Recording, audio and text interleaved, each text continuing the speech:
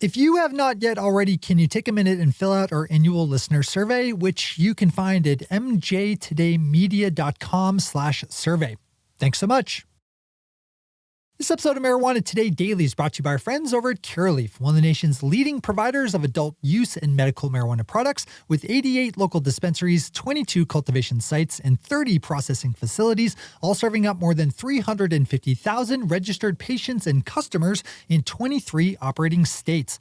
Learn more about all the good work done by everyone over at Curaleaf at their website, curaleaf.com, with Curaleaf spelled C-U-R-A-L-E-A-F. Good morning, Marijuana Nation. It's Friday, August 28th, 2020, and you're tuned in to episode 974 of Marijuana Today Daily. I'm your host, Shay Gunther, and I'll be walking you through today's marijuana news and headlines. As always, we have a full and busy day of cannabis news in our hands, so let's jump right into it. Kyle Yeager of A Marijuana Moment takes today's top two stories. First, with news that a challenge that was filed in Nebraska against a recently qualified medical marijuana ballot measure has been thrown out by the state's Secretary of State. Just on Wednesday, hours after the medical marijuana ballot measure was certified as having collected enough valid signatures, Republican prohibitionists filed a motion asking the Secretary of State to toss out the initiative, claiming it ran afoul of a law banning ballot measures covering more than one topic. That argument was thankfully tossed out just the next day, as Nebraska's Secretary of State Robert Evnin said that the challenge held no water. It's still possible that the prohibitionists will appeal the decision, so we'll have to keep an eye out. Kyle's second story today takes a look at the set of proposed rules for industrial hemp and CBD regulation that the U.S. Drug Enforcement Administration just released, with an eye on concerns voiced by hemp attorney Rod Kite, who wrote a series of blog posts last week calling attention to his concerns that the DEA has written their rule set to give the agency the ability to crack down on hemp operators. One of these specific points called out by Kite is a part of the regulations covering concentrates and THC content that could allow the DEA to bust up hemp operators during the phase of production where THC has been concentrated up beyond the allowable level of 0.3%.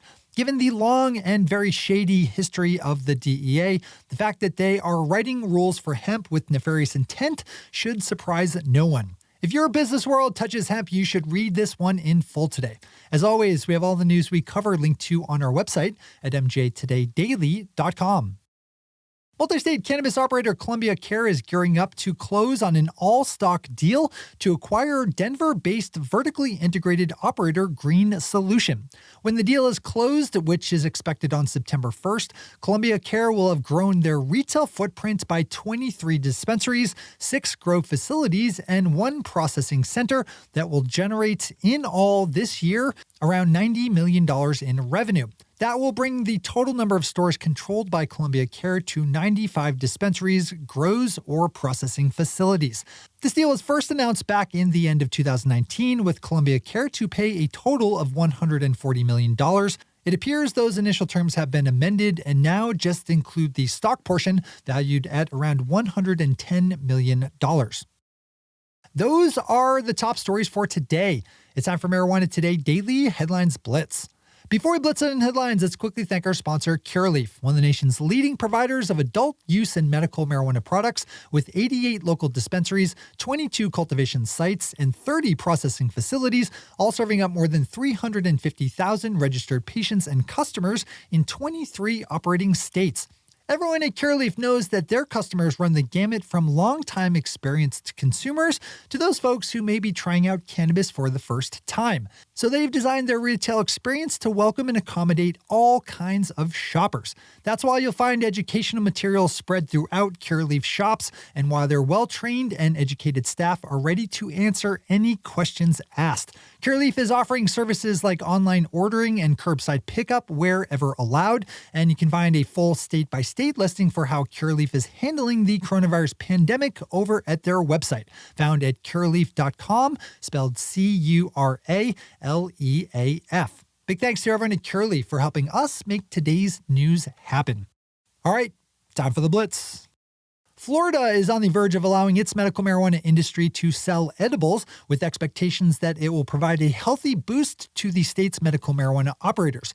Trulieve, Florida's largest dispensary operator, just said that it is building a 10,000 square foot production facility for edibles in anticipation of the changeover.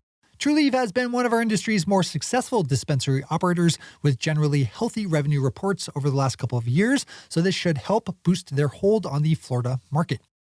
Marijuana Business Daily's John Schroyer takes a look at some of the marijuana-related bills still being considered by California lawmakers as they face the last few days of their legislative session. In particular, Assembly Bill 1525 would open up more banking options for legal cannabis operators, while Senate Bill 827 would hold off on increasing marijuana tax rates for a year. Something I know a lot of California operators would be happy to see. But as John points out, there's not much time left on the legislative calendar, with Monday being the last day in session. So we'll see how this all plays out early next week. According to new numbers from Oregon's Liquor Control Commission, which also oversees the state's legal cannabis industry, legal marijuana sales in Oregon in July topped the $100 million mark, the third month it has done so in a row.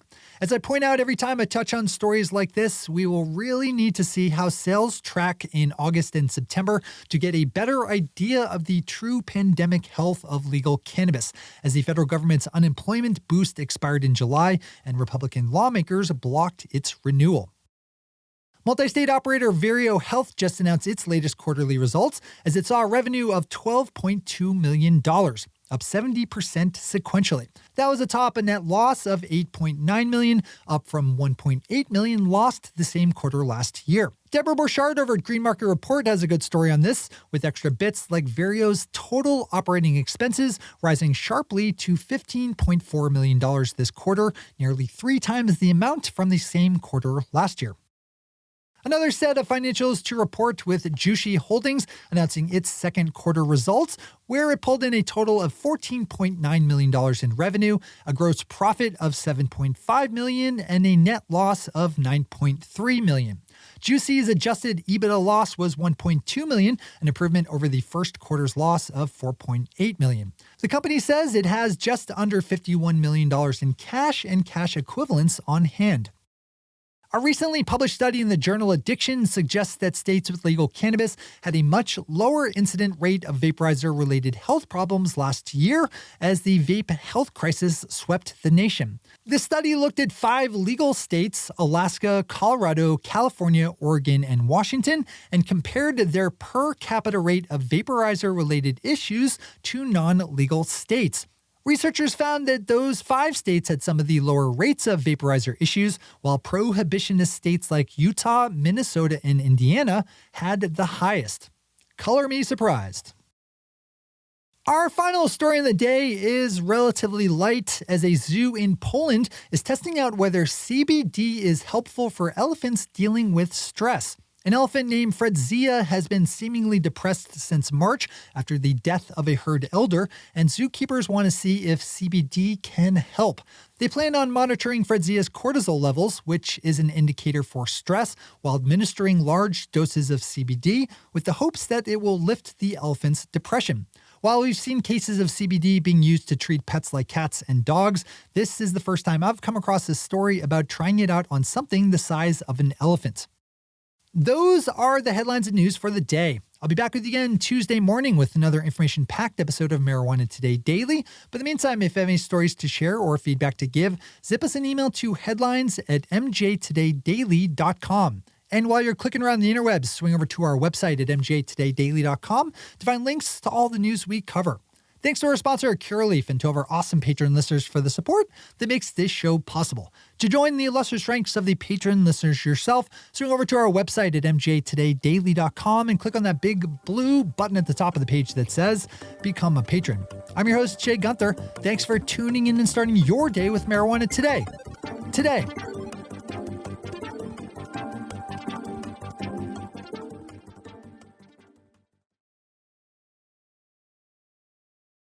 One take, Shay. One take.